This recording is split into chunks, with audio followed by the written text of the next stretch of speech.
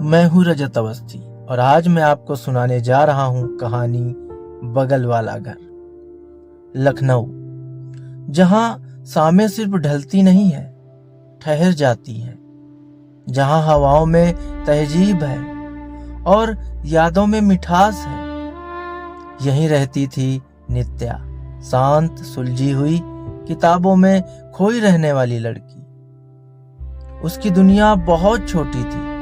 घर से कॉलेज और छत पर बिताई जाने वाली शामें। उसे नहीं पता था कि एक दिन ठीक उसके बगल वाले खाली मकान में कोई आएगा और उसकी पूरी दुनिया बदल देगा। एक सुबह दरवाजे पर ट्रक आकर रुका। सामान उतरने लगा। माँ ने कहा, लगता है नए किराएदार आए हैं। नित्या ने बस यूं ही खिड़की से झांक लिया।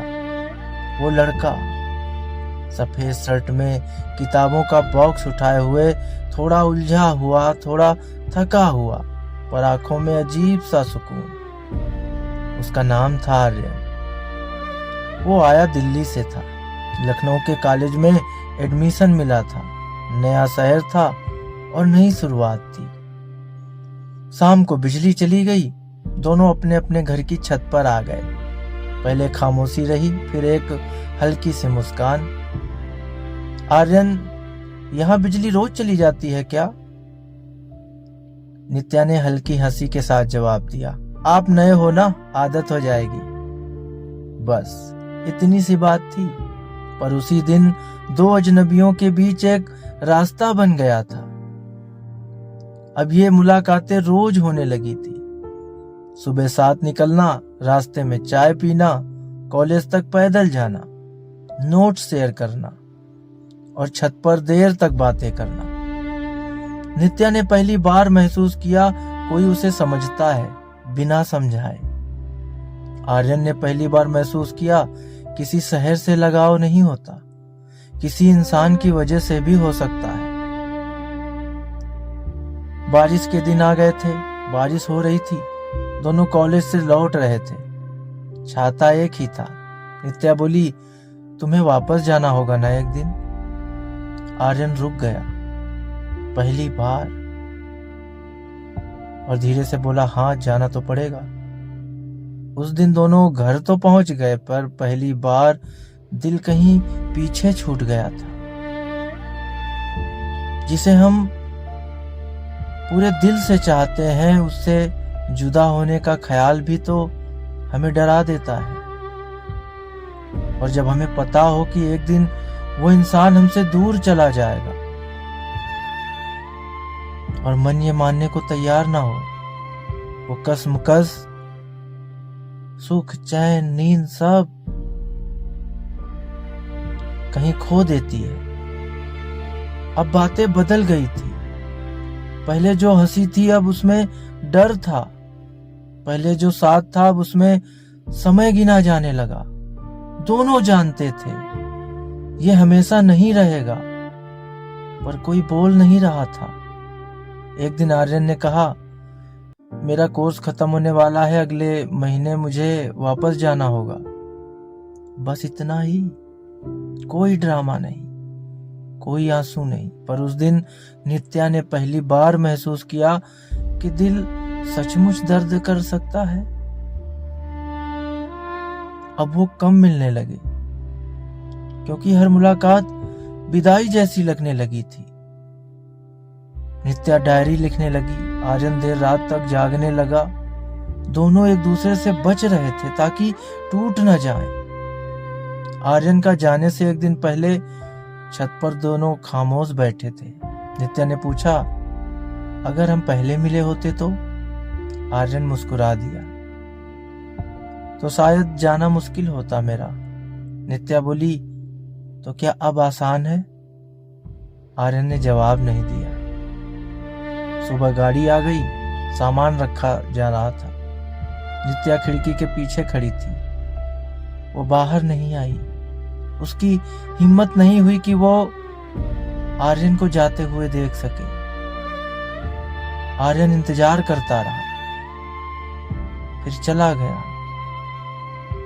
कई दिन बीत गए।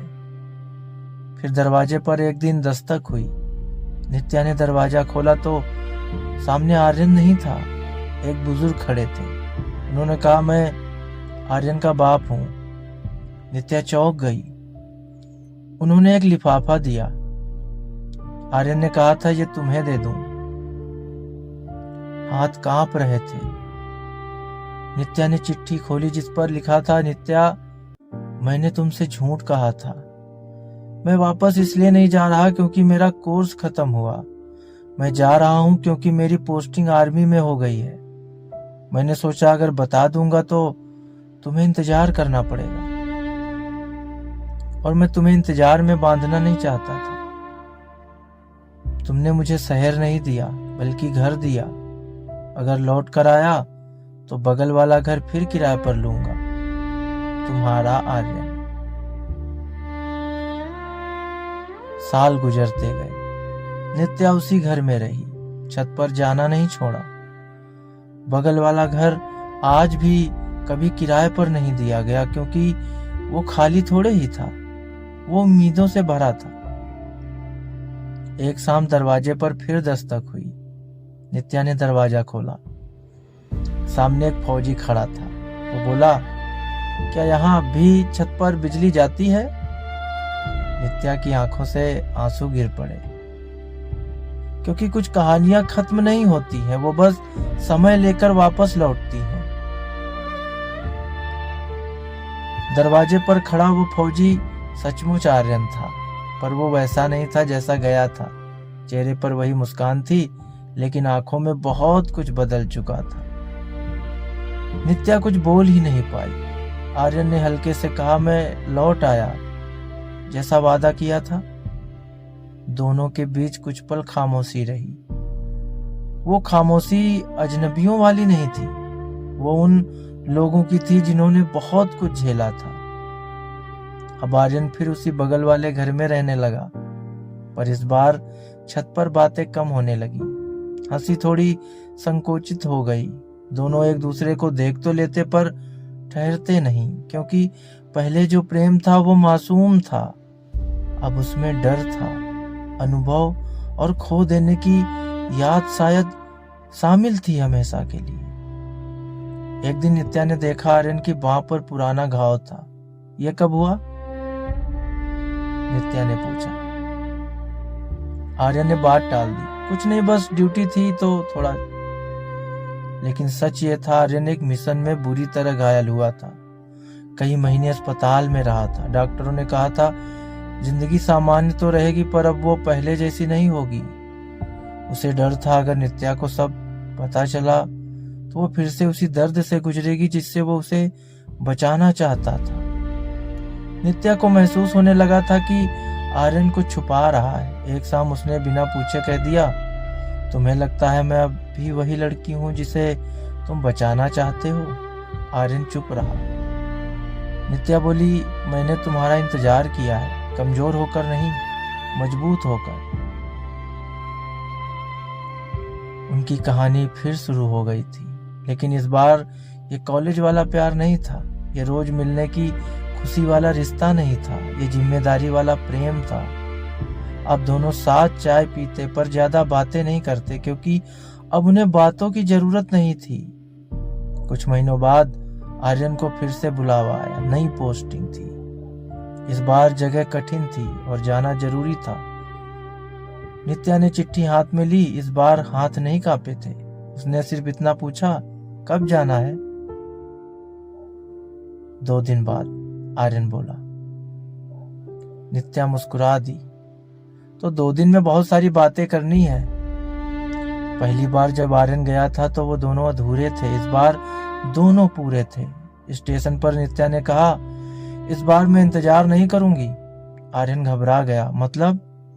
नित्या ने जवाब दिया, इस बार मैं अपनी जिंदगी भी जीऊंगी और तुम लौटोगे तो उसमें शामिल हो जाना। ये प्रेम का सबसे मैच्योर वाक्य था। साल बीत गए। नित्या अब कॉलेज में पढ़ाने लगी थी। वो अब भी उसी घर में रहती थी और बगल वाला घर अब भी आर्यन के नाम पर था। वो कभी कभी आता, कुछ दिन रुकता, फिर चला जाता। उसके बीच अब वादे नहीं थे, अब दोनों के बीच एक भरोसा था। एक शाम फिर बिजली चली गई। छत पर हवा चल रही थी। आर्यन ने कहा, लगता है यह शहर हमें बार बार यहीं बुला लेता है। नित्या मुस्कुरा दी। शहर नहीं, हमारी कहानी। आर्यन ने पूछा, हमारी कहानी का नाम क्या है? नित्या ने आसमान की तरफ देखते हुए कहा, यह कहानी मिलन की नहीं है आर्यन, ये कहानी ठहराव की है। हम साथ रहें या दूर रहें, हम कभी एक दूसरे से गए ही नहीं। समय ने दोनों को बहुत घुमाया था, मिलाया, दूर किया, फिर मिलाया, लेकिन इस बार शायद कहानी ठहरने वाली थी। एक शाम लखनऊ की वही जानी पहचानी हवा चल रही थी। यह छत पर खड़े होकर आर्यन ने कहा, नित्या, हमने जिंदगी की बहुत सारी ख्वाहिशें एक साथ जीने का सपना देखा था और हमने जिंदगी का बहुत सारा हिस्सा इंतजार में निकाल दिया। अब क्या हम इसे साथ जी सकते हैं? नित्या मुस्कुरा दी। उस मुस्कान में सालों का दर्द था, सालों का इंतजार था और सालों का प्रेम था। उसने धीरे से कहा, अब अगर तुम फिर कहीं गए तो मैं तुम्हारे साथ चलूंगी, क्योंकि अब यह कहानी दो घरों की नहीं, एक घर की होनी चाहिए। कुछ ही महीनों बाद दोनों परिवारों की मौजूदगी में बहुत सादगी से उनकी शादी हुई। न ज्यादा लोग, न ज्यादा शोर, न ज्यादा दिखावा। अब आर्यन ने नित्या का हाथ थामा तो उसने कहा, इस बार छोड़कर जाने का वादा नहीं कर रहा, इस बार साथ निभाने का वादा कर रहा हूं। अब तुम्हें कहीं जाने की जरूरत भी नहीं पड़ेगी, तुम्हारा घर मिल गया है, नित्या ने जवाब दिया। अब बगल वाले दो घरों की दीवार के बीच का दरवाजा खोल दिया गया था। दो आंगन एक हो गए थे। सुबह की चाय साथ बनती, शाम को दोनों साथ टहलने जाते। छत अब भी उनकी पसंदीदा जगह थी, लेकिन अब वहां खामोशी नहीं, सुकून होता।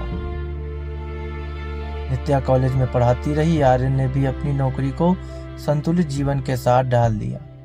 अब उनके बीच इंतजार नहीं था, अब उनके बीच सिर्फ आज था। एक दिन घर में हलचल थी। डॉक्टर बाहर आए और मुस्कुराकर बोले, बधाई हो, बेटी हुई है। आर्यन कुछ पल चुप रह गया। बेटी? उसने पहली बार अपनी नन्ही बच्ची को गोद में लिया। इतनी छोटी, इतनी शांत। नित्या ने थकी हुई मुस्कान के साथ पूछा, किस पर गई है? आर्यन हंस पड़ा, मेरी किस्मत पर, जो मुझे तुम दोनों मिल गई। जब नाम रखने की बारी आई तो नित्या ने कहा, इसका नाम हम आशा रखेंगे।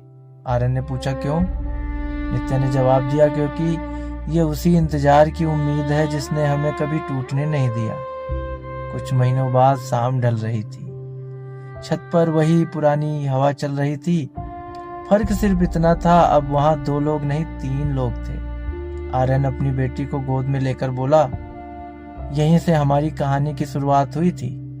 नित्या ने आसमान की ओर देखते हुए कहा, और अब हम यहीं से उसकी नई कहानी शुरू करेंगे। छोटी सी बच्ची मुस्कुरा दी और उस हंसी में उनकी सारी जुदाइयां, सारे दर्द, सारे इंतजार सब जैसे घुल गए थे। कुछ प्रेम कहानियां मिलकर खत्म नहीं होती, वो घर बन जाती हैं और फिर उसी घर में नई जिंदगियां जन्म लेती हैं, जो हमें जीना सिखाती हैं। बस इतनी सी थी आज की यह कहानी।